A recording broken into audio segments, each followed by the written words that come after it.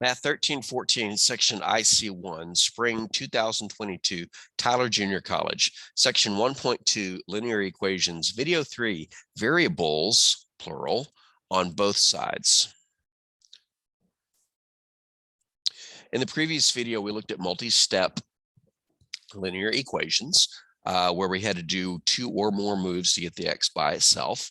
But for the most part, it's fairly straightforward. There are some things to be on the lookout for, like when the x that you're solving for is on the right side of a subtraction problem. But other than that, it's pretty straightforward. In this video, we're going to explore what happens if the x shows up on both sides of the equation. And it's not really that difficult as long as you stay focused on what your goal is when you are solving any equation. And again, any equation, the goal when you're solving it is to isolate the variable, get the x by itself. So let's start with a pretty straightforward one. Let's say I ask you to solve 5x minus 2 is equal to 3x plus 18. What is our goal? When you're solving an equation, how do you know when it's done? It's done when it says x equals or whatever the variable is. So everything you do is geared towards that goal. In this particular problem, we are missing, we have a lot of reasons the x is not by itself. There's a 5 attached to the x, there's a minus 2, and on the right side, there's a 3 attached to the x, and there's also a plus 18. So what do we do first? Well, in my opinion, if our goal is to get one x by itself and an equation has more than one x, we should probably fix that problem first. So let's focus on the fact that this has x's on both sides. It's got a 5x on the left and a 3x on the right. How can we fix this so that there is only one x on one side? The answer is to get rid of one of them. But how do we do that? For example, let's say that we wanted to get rid of the 3x on the right side of the equation. What can we do to make that happen? Should we divide by 3? Well, no, because the divide by 3 move is geared towards getting rid of the number in front, not the x itself. And besides, if we did the divide by 3 move, we would actually have to do it to the entire side and both sides of the equation. It's not impossible to do, but it wouldn't achieve the goal, the intermediate goal of getting rid of the x term on the right side of the equation. So how can we get rid of it? Well, look at that 3x term as part of the addition problem. 3x plus 18. How do you get rid of something that is added? You subtract it. To get rid of the 3x on the right, because it's part of an addition problem, we're going to combine it with its opposite, which is negative 3x. But we have to do the same thing to both sides. This is the same move that we would do if we were just getting rid of a number that was added or subtracted, but we're getting rid of an entire term. 3x minus 3x cancels on the right side, leaving an 18. On the left side, 5x minus 3x is 2x. Remember, when you combine like terms, when you combine terms that have the same letters with the same powers, you only change the numbers in front. You don't change the actual letter or power itself. 5x's minus 3x's is 2x's. And we still have this minus 2. That immediately fixes the issue of having too many x's in the problem. And now we can treat this like a multi-step equation. We have a 2 that's being multiplied and a 2 that's being subtracted. Along the lines of what we did in the previous video, we are going to add 2 to both sides. That will cancel the 2's on the left, leaving us with just 2 times x.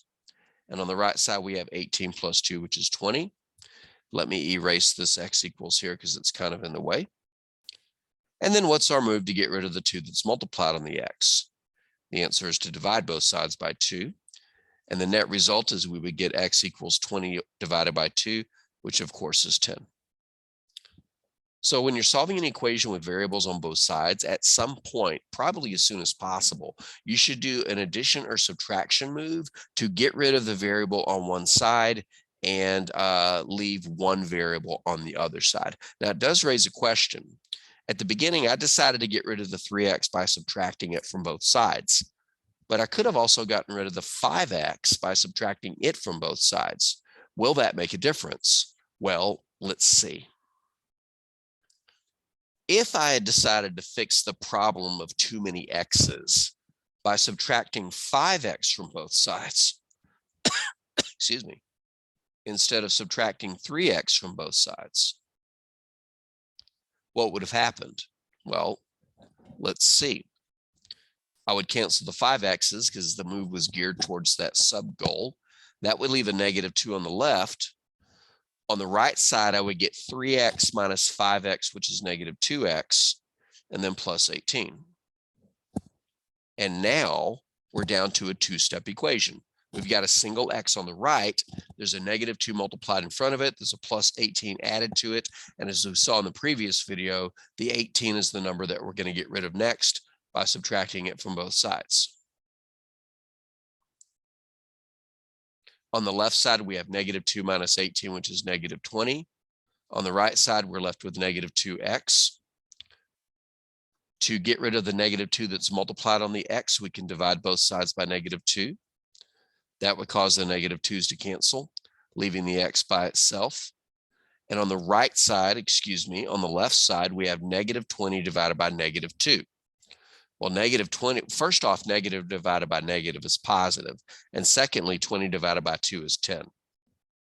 So we end up getting the exact same answer as before, x equals 10. So does it matter which x you get rid of? No, but is one of these a safer path than the other? I would say yes. The way we did it on the screen currently, I think, is a little bit better than the way we did it over here. And the only reason is, when I subtracted the larger x, the 5x, I created a negative where there wasn't a negative before. I brought an extra negative sign into the equation. By contrast, when I subtracted the smaller x term, the -3x, the positive x term on the left stayed positive. So what does all this mean? Well, what it means is, when you have a choice on which x to get rid of if it's on both sides, one choice will leave the x's positive and one choice will leave the x's negative.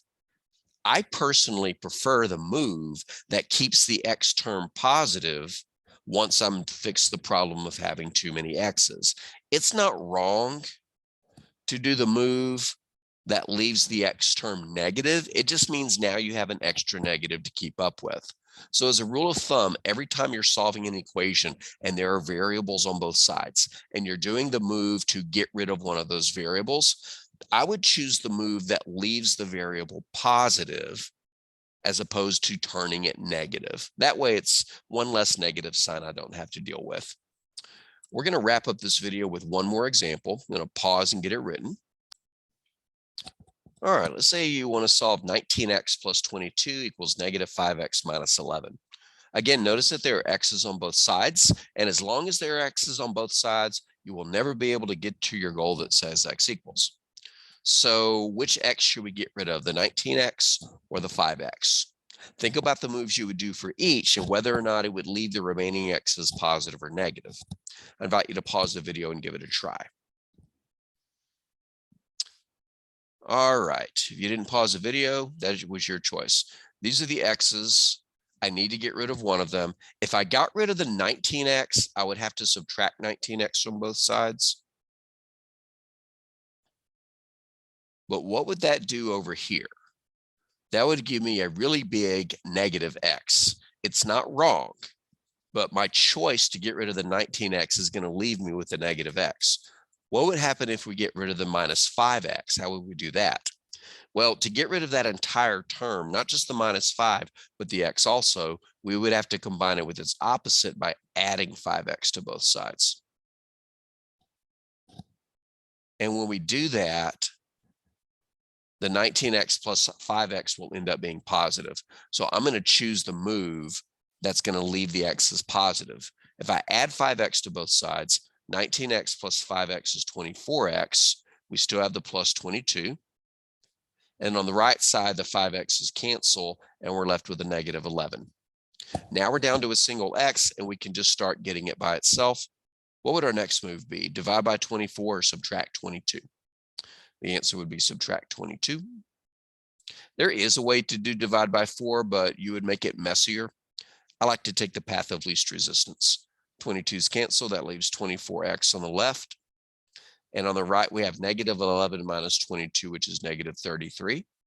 Let me move this equation to the next page. 24x equals negative 33.